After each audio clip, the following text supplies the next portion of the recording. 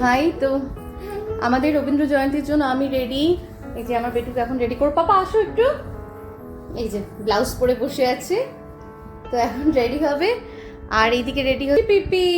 High, মিমি ready. তো এই যে আজকে অনুষ্ঠানের জন্য সবকিছু সাজিয়ে ফেলেছি, ছোট্ট একটা স্টেজ মতন তৈরি করেছি। নিজেদের জন্য ঘরোয়া অনুষ্ঠানে যেটুকু করা সম্ভব সেইটুকুই করেছি।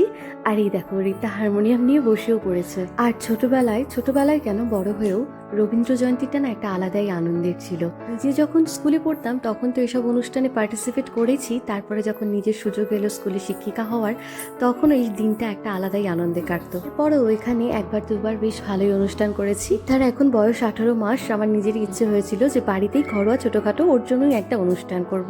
সেই অনুযায়ী ওকে বেশ কয়েকদিন ধরে নাচটা প্র্যাকটিসও করিয়েছিলাম, আর ও খুব ভালো নাচতো। আমিও ভেবেছিলাম তাই ওকে সব রকম পোশাক পরিয়ে রেডি করিয়ে দেবো, হয়তো ভালোই নাচবে। তো এইটুকু ছোট বাচ্চার মুড বোঝা ভীষণ চাপে।